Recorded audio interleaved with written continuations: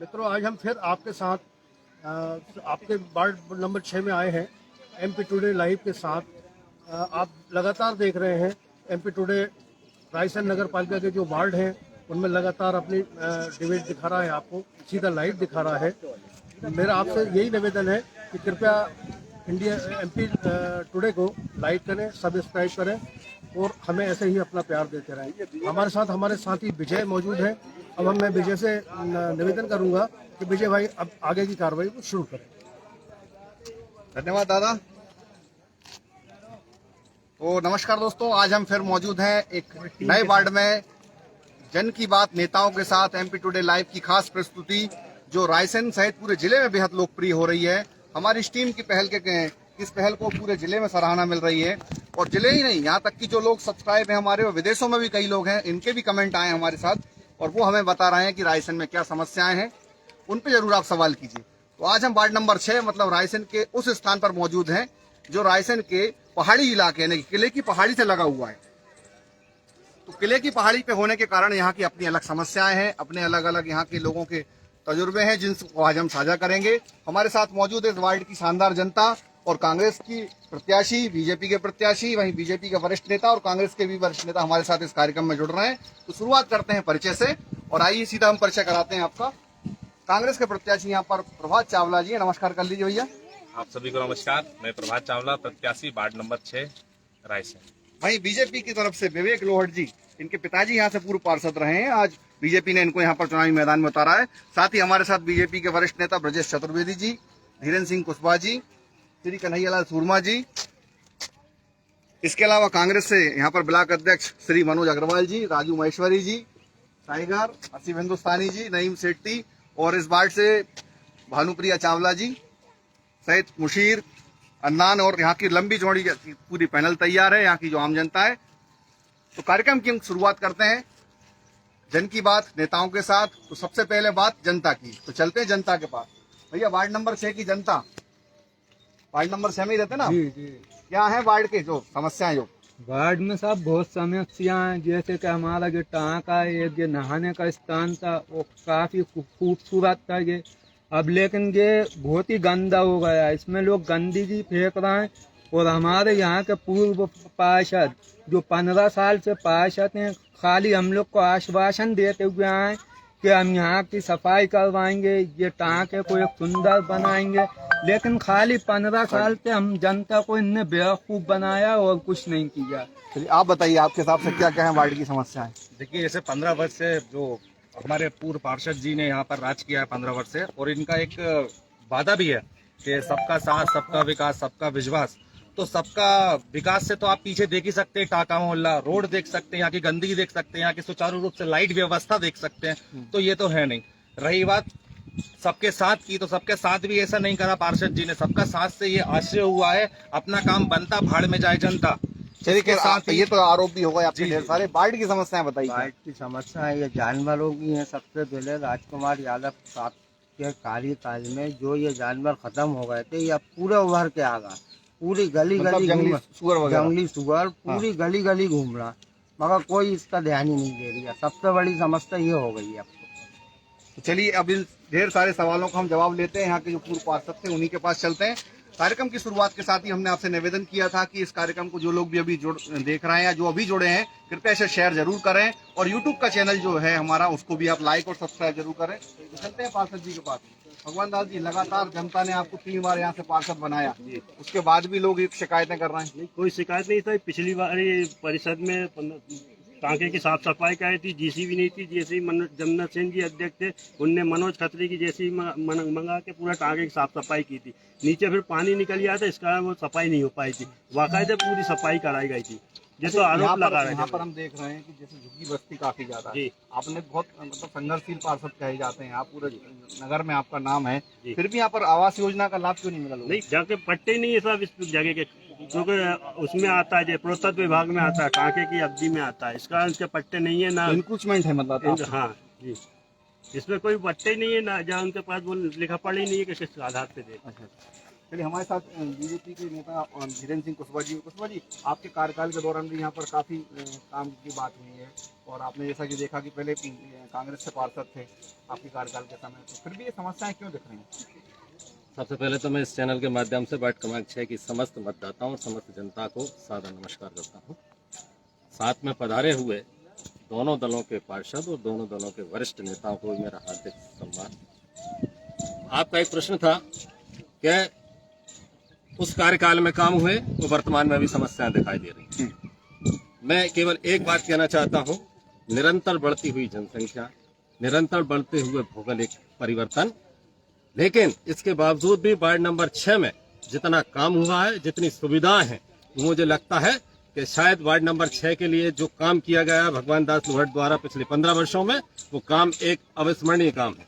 मैं कहना चाहता हूं कि वार्ड नंबर 6 से जब जैसे ही आप नीचे निकलेंगे तो शायद मुझे लगता है कि 1 या 2 गली ऐसी बची होंगी जिन पे आज सीसी रोड नहीं है। मेरे कार्यकाल में जब एक पानी की एक बड़ी समस्या वार्ड क्रमांक 6 में लगातार थी, जिसका निर्माण सर्वप्रथम मैंने पुरानी एक कलेक्ट्रेट थी, जीर्ण शीर्ण भवन था, उसको तोड़कर एक टंकी का निर्माण किया गया और वार्ड नंबर 6 में लगातार पेयजल की स्थिति इतनी सुधरी हुई है कि शायद पूरे रायसेन के किसी वार्ड में इतना पानी नहीं उपलब्ध होगा जितना वार्ड क्रमांक 6 में पानी उपलब्ध है।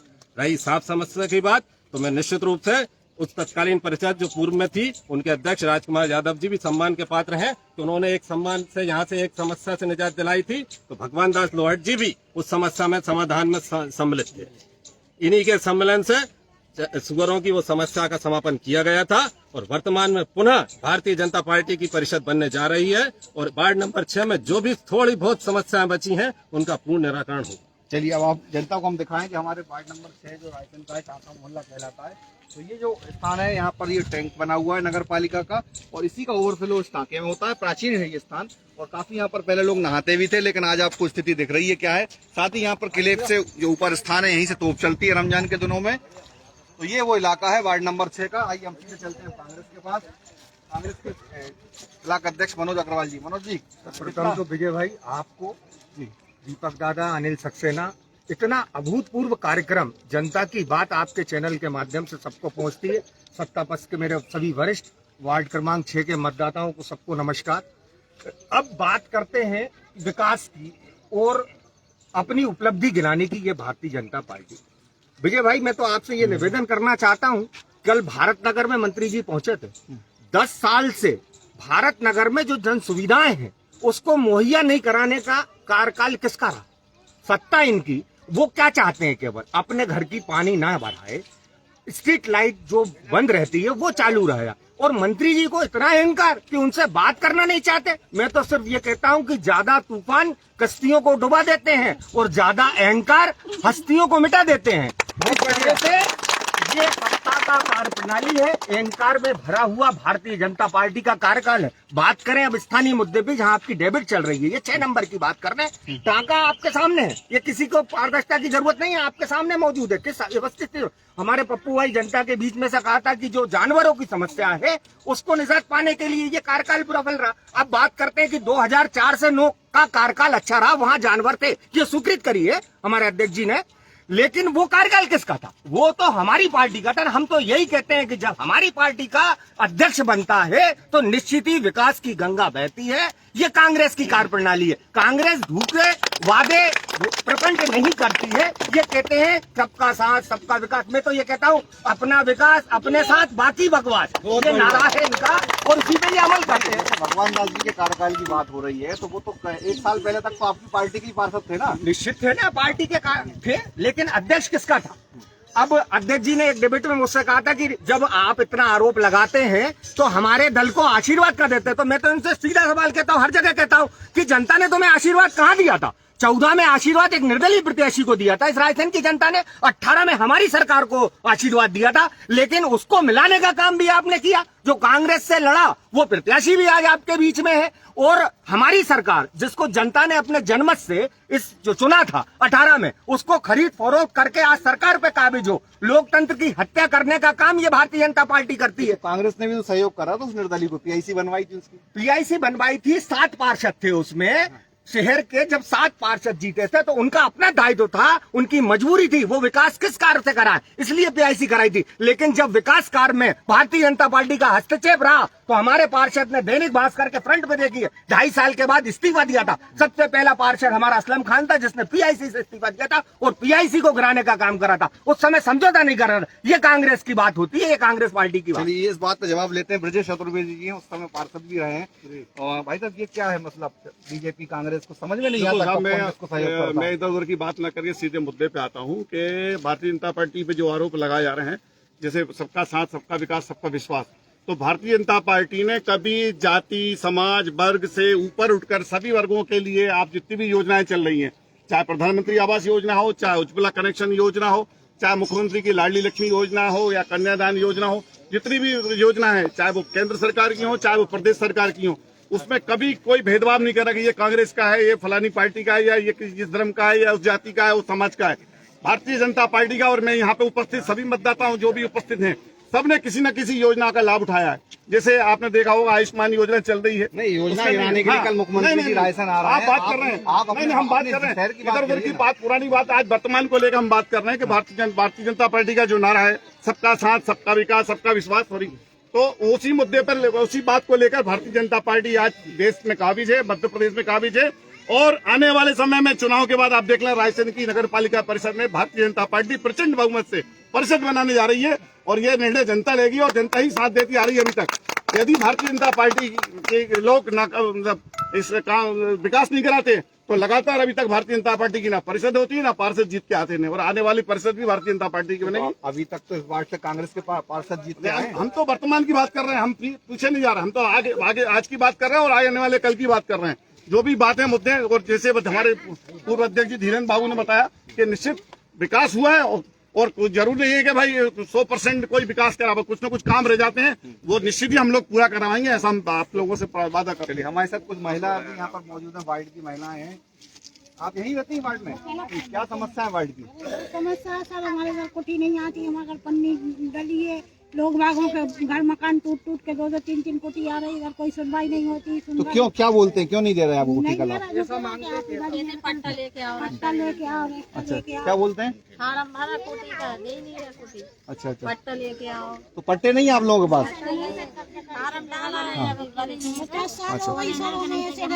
बहुत परेशानी, दिक्कत होती है। असल में ये इलाका आर्कियोलॉजिकल सर्वे ऑफ इंडिया के कुछ हद के दायरे में आता है, इसलिए यहाँ पर नगर पालिका की ओर से पट्टे भी नहीं दिए गए हैं। राजू महेश्वरी जी हमारे साथ मौजूद हैं। राजू जी, आप भी लगातार इस वार्ड में संपर्क कर रहे हैं, क्या समस्याएं दिख रही है? समस्याएं तो बहुत हैं साहब भाई। मैं तो इतना कहना चाहूंगा कि ऊपर किला है, नीचे जिला है, रायसेन को कभी कुछ नहीं मिला। एक चीज मिली थी सबसे बड़ी, जो 4 लेन जो कांग्रेस के टाइम में, आज वो भी भ्रष्टाचार की भेंट चढ़ चुकी है।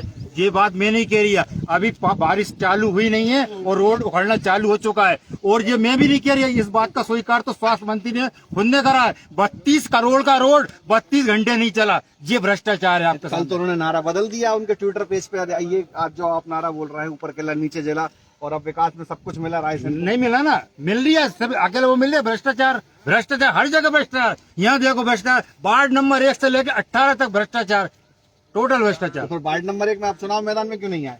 आए थे मैदान चुनाव में, वहाँ प्रत्याशी आपके बैठ गए। इन लोगों ने खरीद लिया, भारतीय जनता पार्टी ने खरीद लिया। इनका तो काम ही है भैया, जो सरकार हम बनाते हैं उसको भी खरीद लेते हैं, धन के बल पे, पैसे के बल पे। इनका काम ही यही है। कहते हैं जनता आशीर्वाद दे रही है, जनता आशीर्वाद नहीं दे रही। तुम लोग लोकतंत्र की हत्या करके सरकार बनाते हो। आपके हिसाब से कैसे? आज पूरा मतलब रायसेन नगर परेशान है भारतीय जनता पार्टी के भ्रष्टाचार से। कोई कुटी लेने जाता है तो पार्षद से लेके तो अधिकारी तक पैसे के अलावा कुटी किसी गरीब की होने नहीं देते। ये भारतीय जनता पार्टी का भ्रष्टाचार है। खुला आरोप मेरा भारतीय जनता पार्टी पे। और अपने स्वास्थ्य मंत्री जी, इतना पानी भरा है भारत नगर के अंदर। स्वास्थ्य मंत्री जी कल गए थे, हमारे ब्लॉक अध्यक्ष जी ने बताया, मेरा घर है वहाँ, इतना पानी भरा हुआ है। जनता की होती पानी की समस्या, भारतीय जनता पार्टी सड़ा पानी पिलवा रही है। भारतीय जनता पार्टी के कार्यकाल में इतना भ्रष्टाचार हुआ अभी तक किसी की पार्टी में नहीं। वरिष्ठ बीजेपी के नेता हमारे साथ कन्हैयालाल सुरमा जी हैं। सुरमा जी, लगातार सीधे सीधे आरोप हैं, भ्रष्टाचार की बहुत बात आ रही है नगर पालिका में। देखिए, मैं सर्वप्रथम आप सभी आमजन का, पार्टी कार्यकर्ताओं का, सभी का स्वागत करता हूं। आप सभी लोग इस वार्ड में पधारे। आपका प्रश्न क्या है? नगर पालिका रायसेन में भ्रष्टाचार के आरोप हैं, लोगों को सुविधाएं नहीं मिल रही हैं, उसके कारण आरोप लगाना बहुत आसान काम होता है, बहुत आसान काम होता है। पूरे देश में एक दूसरे पे लोग आरोप लगाते हैं, लेकिन तथ्यात्मक बात, प्रामाणिकता के साथ कोई बात अगर कही जाती है तो वो सत्य होती है। तो प्रामाणिकता तो ये सुनिए, लिसन टू मी, मैं जो कह रहा हूँ पहले या तो मेरी बात सुन ली जाए या आप अपनी बात। नहीं, आप बोलिए। जैसा अभी कुछ वक्ताओं ने कहा कि साहब विकास नहीं हुआ, भ्रष्टाचार हुआ। शहर रायसेन में 1600 कुटीर प्रधानमंत्री आवास के मकान बने हैं। इसी वार्ड क्रमांक 6 में 70 से 80 की संख्या में प्रधानमंत्री आवास का लोगों को लाभ मिला है। आयुष्मान, आपने अभी एक बात कही थी, मैं उसमें थोड़ा टिप्पणी करना चाहता हूं कि आप सरकार की योजनाएं गिना रहे। अरे भाई, सरकार की योजनाएं हैं तो गिना रहे हैं, उसका सीधा धरातल पे वो योजनाएं उतर रही हैं, लोग उससे लाभान्वित हो रहे हैं। आपने कहा कि आपने कुटी दिलवाई, लेकिन इस वार्ड में लोगों के पास पट्टे ही नहीं है, तो उन्हें लाभ कैसे मिलेगा? मैं उसका उत्तर दे रहा हूँ। कुछ यहाँ अतिक्रमण करके जो मकान बनाए गए हैं उनका वैधानिक रूप, आपको पता है मध्य प्रदेश सरकार ने एक अभियान चलाया हुआ है, वो विगत 1 साल से चल रहा है कि जो शासकीय भूमि पे जो व्यक्ति जहाँ रह रहा है उसको पट्टे दिए जाए। इसी शहर के अंदर आपके संज्ञान में होगा कम से कम 1000 पट्टे, मैं आपको ऑन रिकॉर्ड पे बता सकता हूँ, सरकारी रिकॉर्ड में बता सकता हूँ। इसी शहर के 1000 लोगों को शासकीय भूमि के पट्टे दिए गए। अब कहीं कोई किसी कारणवश कोई रह गया है, उसकी कोई कागजी कार्रवाई पूरी नहीं हुई है, उसको पट्टा नहीं मिल पाया है, तो आगे उस दिशा में प्रयास किया जाएगा और उनको उस योजना का लाभ दिलाया जाएगा। लेकिन एक बड़ी समस्या है सुरमा जी, जैसे कि आप वरिष्ठ नेता समझते भी इस बात को बेहतर तरीके से। जी। Ward number 1, ward number 2, ward number 3 और वार्ड नंबर 5, 6, 16 और 17, जी, ये जो वार्ड है किले की तलहटी से लगे। बिल्कुल, इसमें एक दूरी निर्धारित सीमा है केंद्रीय पुरातत्व विभाग की, जिसके अंतर्गत ये जमीन उनके अधीन है। तो ऐसे में उस जमीन पे कैसे पट्टे मिलेंगे लोगों को? देखिए, उसके लिए मध्य प्रदेश सरकार ने, आपके संज्ञान में ला दूं, मध्य प्रदेश सरकार ने केंद्र सरकार को पत्र लिखा है, वो प्रक्रिया के तहत है अभी वो विषय, उसकी अनुमति आएगी तो इन लोगों को वैधानिक रूप से पट्टे दिए जाएंगे और उसका योजना का लाभ इन सबको मिलेगा। ये तो पत्र तो आपने शासन ना, उसकी प्रक्रिया जारी है। नहीं, सरकार ने पत्र तो मंदिर के ताले खोलने के लिए लिख दिया। आज तक उमा जी उपवास में है, अभी तक कोई जवाब तो आया नहीं है। वो कब उनको अन्न खाने को कब मिलेगा? देखिए, ये जो विषय आया था पुरातत्व विभाग का, ये प्रधानमंत्री योजना के आवास के उपरांत आया था। बीच में 2-2.5 साल का कोरोना काल रहा, प्रशासनिक रुकावट आई, पूरा देश अस्त-व्यस्त हो गया था। मध्य प्रदेश सरकार ने पत्राचार निरंतर वो कर रही है और हम स्वयं भी स्थानीय प्रशासन मंत्री से मिले थे और इस विषय में उनको ज्ञापन दिया था और उन्होंने केंद्र सरकार को लिखा है, उसकी प्रक्रिया जारी है और वो निकट भविष्य में वो होने वाला है। ये मैं आपको सबके बीच में ये कहने के लिए। चलिए, ठीक। कांग्रेस से पूछते हैं, भैया आपके हिसाब से क्या लग रहा है, जैसे जो लगातार जो वार्ड है किले की तलहटी वाले, इनको पट्टे कैसे मिल पाएंगे? आदरणीय वरिष्ठ हैं, इनने हमसे अभी ये कहा आपके माध्यम से कि आवास योजना सरकार की योजना है।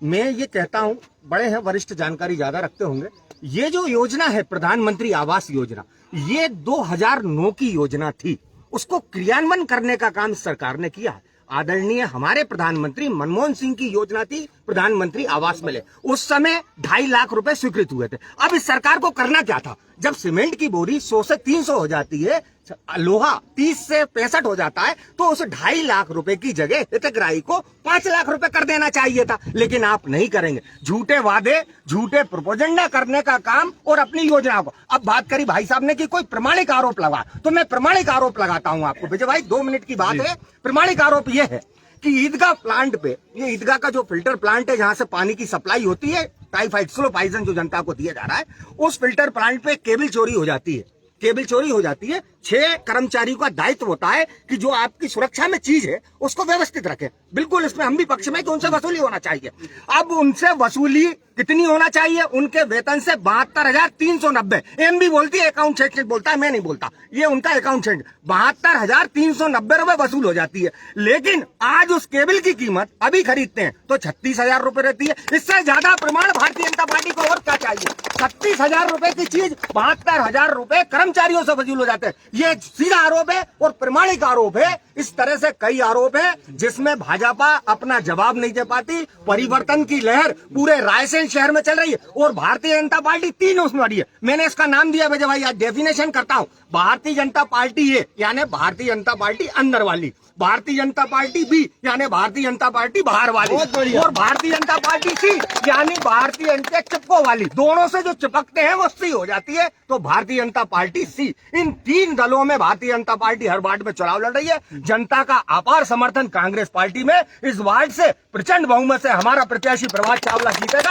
और नगर परिषद हमारी बनने जा रही है। भाई साहब, ये बीजेपी के ABC बड़ा मामला चल रहा है, क्या है? माननीय मनोज अग्रवाल जी जो ABCD के अल्फाबेट गिना रहे थे, तो मेरा ये कहना है कि भारतीय जनता पार्टी का विस्तार तो A से लेकर Z तक हो चुका है। आपके लोग तो शायद भाजपा में निरंतर कांग्रेस की एक बाढ़ चली आ रही है और हम लेते चले जा रहे हैं उन्हें सब, क्योंकि हम तो सबको साथ लेके चलने वाले हैं A से लेके Z। राजस्थान में भी देख लेना। रही बात एक, अभी इन्हें पूर्व में एक डिबेट में एक चीज कही थी कि 2014 में निर्दलीय प्रत्याशी जीता था जी, भारतीय जनता पार्टी का पूर्व का नेता था, निर्दलीय लड़ा, जीता। मैं आपसे केवल एक प्रश्न पूछना चाहता हूं, अध्यक्ष के उस चुनाव प्रचार में, अध्यक्ष के उस चुनाव परिणाम में रायसेन नगर की जनता ने आपको कौन से नंबर पर रखा? रायसेन नगर की जनता ने आपको 3रे नंबर पर रखा। कांग्रेस की स्वीकारता इस वक्त नगर रायसेन से लेके दिल्ली तक समाप्त हो चुकी है। जनता से पूरा विश्वास कांग्रेस हो चुकी है। आज पुनः इस चुनाव की इस बेला में मैं पुनः कह रहा हूं, इस वार्ड नंबर 6 की टंकी पर खड़े होकर कह रहा हूं कि रायसेन नगर पालिका परिषद में भारतीय जनता पार्टी की परिषद बनने जा रही है और पूर्ण बहुमत के साथ बनेगी और सभी लोग इस विकास में साथ होंगे। वो वार्ड नंबर 1 हो या वार्ड नंबर 6 हो या वार्ड नंबर 18।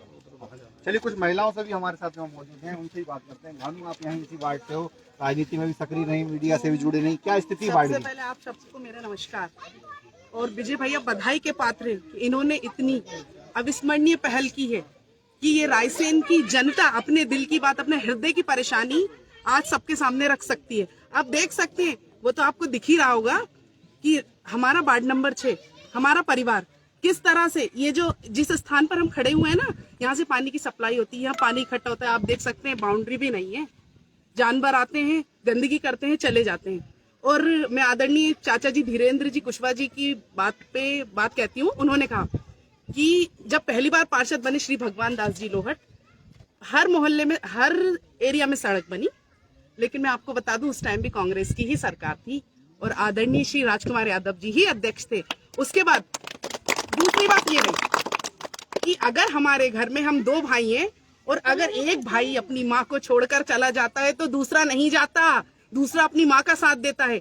मैं भगवान दास जी के ऊपर ये निंदनीय आरोप लगाती हूँ कि ये आपकी गलती है कि आपने, एक व्यक्ति से सरकार नहीं चलती और आज अगर दिल्ली तक अविश्वास हुआ है तो अविश्वास डगमगा सकता है, खत्म नहीं हो सकता और वापस हम आएंगे। और मैं इस जनता से अपील करती हूँ कि आप 5, 6, 7, 8, 9, 10, 11, 12, 2 से लेकर 17, 18 तक सभी कांग्रेस के प्रत्याशी लाएं और विकास की गंगा बहाएं। साथ ही कश्ती बदलने से दरिया पार नहीं होता, कश्ती बदलने से दरिया पार नहीं होता। जिन्हें अपनों की मदद करनी होती है वो हर हाल में उनके साथ खड़े प्रत्याशी की बहन भी है जी। धीरेन्द्र जी, क्या सीधा भानुप्रिया जी, आपने जो एक अभी यहाँ पे एक आरोप सही लगाया, तो मैं कहता हूँ कि गिरेबान में झांक के देखना चाहिए। आप भगवान दास जी पे तो ये आरोप लगा रहे हैं कि आप पार्टी परिवर्तन करके दूसरी जगह से लड़ रहे हैं। मैं आपको स्मरण कराना चाहता हूं कि आप स्वयं भी, पार्टी ने जब आपको कांग्रेस ने टिकट नहीं दिया था तो निर्दलीय के रूप में आप चुनाव लड़ी थी, तो ये भी उतना ही निंदनीय है। पार्टी के प्रति आपकी विश्वसनीयता, लेकिन कोई निर्दलीय लड़े, कोई पार्टी से लड़े, ले के लोग सब बीजेपी में ही चले जाते हैं। भाई साहब ने हमारी छोटी बहन पर ये कहा है कि आप निर्दलीय। मैं तो ये कह रहा हूँ ये साथ है, दोनों आमने सामने लड़ते, आज दोनों एक दल में है। ये किससे बड़ा प्रमाण क्या देंगे? एक महिला पे आरोप लगा रहा है हमारी बहन पे, दोनों राष्ट्रीय दल से लड़े तो सामने लड़े थे। भाई तो ये बात तो सही है कि 3 प्रत्याशी जो पिछले चुनाव में अध्यक्ष पद के दावेदार थे, चाहे वो जमुना सेन जी हो, चाहे राकेश, आज की डेट में सब बीजेपी में। देखिए, अब यही तो एक प्रश्न है कि सब भाजपा की तरफ क्यों है? सवाल ये उठ रहा है। आप माननीय मनोज अग्रवाल जी से पूछिए कि मध्य प्रदेश ही नहीं, पूरे देश में। आज गुजरात के अंदर एक आपने नेता बनाया था, एक स्टूडेंट नेता बनाया था, जवाहरलाल यूनिवर्सिटी से पढ़ के आया और उसने ये बात कही और कांग्रेस ने उसे वहां का प्रभारी अध्यक्ष बनाया। लेकिन अंतोगत्वा कांग्रेस की नीतियों से चिढ़कर, कांग्रेस की नीतियों के खिलाफ होकर, कांग्रेस की राष्ट्र विरोधी विचारधारा का साथ छोड़कर आज पुनः भारतीय जनता पार्टी के साथ है। जो राष्ट्रवादी लोग हैं वो भारतीय जनता पार्टी के साथ हैं। वो जो लोग केवल इस बात का कहते हैं कि साहब आपके साथ क्यों जा रहा है, तो मेरे बंधु ये प्रश्न तो आप अपने आप से पूछो कि आपको लोग क्यों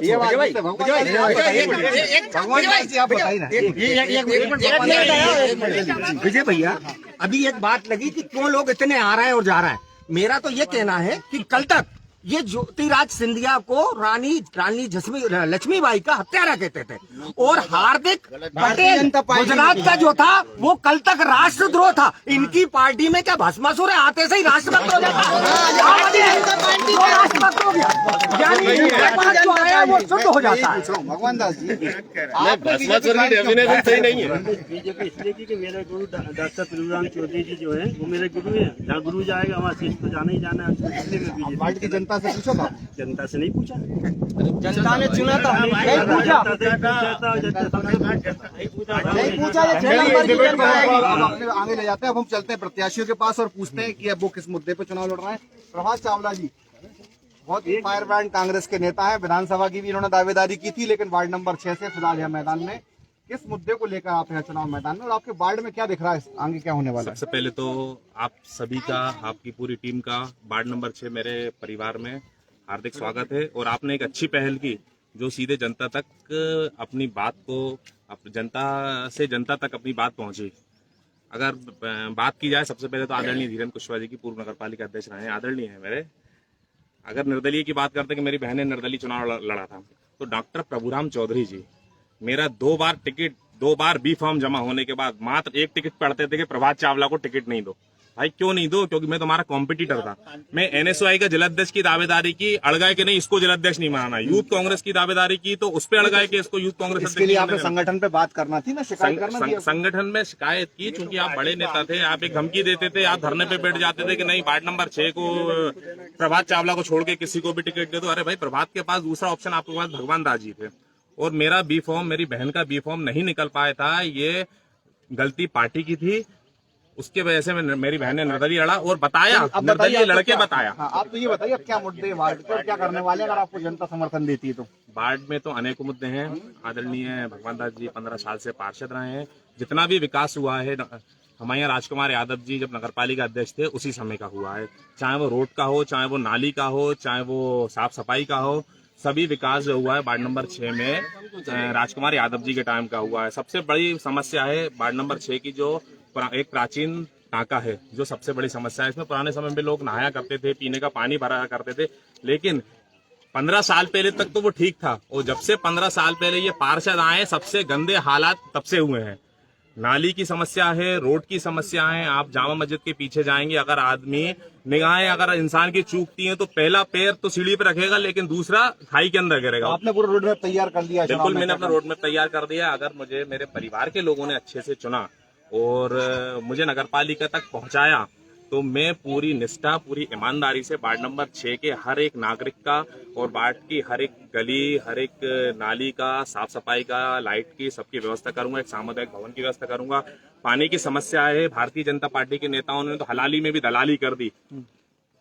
गंदा पानी, ये लगातार अपन कई बार मुद्दा उठा चुके हैं। विवेक हमारे साथ मौजूद है, विवेक से बात करेंगे। पहले विवेक, आपके क्या मुद्दे हैं, किन मुद्दों को लेकर चुनाव में है और जनता आपको समर्थन देती तो क्या रोड मैप तैयार किया है? मैं सभी यहाँ पधारे हुए मेरे वार्डवासी और मेरे सभी भाई बहन बहनें, माता बहनें, सभी को मैं नमस्कार करता हूँ। और सबसे मेन बात, मैं सबसे मुद्दे पे आता हूँ, ये है कि जो मेरे पापा यहाँ से 15 साल से पार्षद रहे हैं और यहाँ के लोगों ने पार्षद बनाया है और आज मैं यहाँ पार्टी में आ गया हूँ, मगर मेरे जहाँ पापा के गुरु थे, जहाँ उस कारण मेरे को यहाँ आना पड़ा है।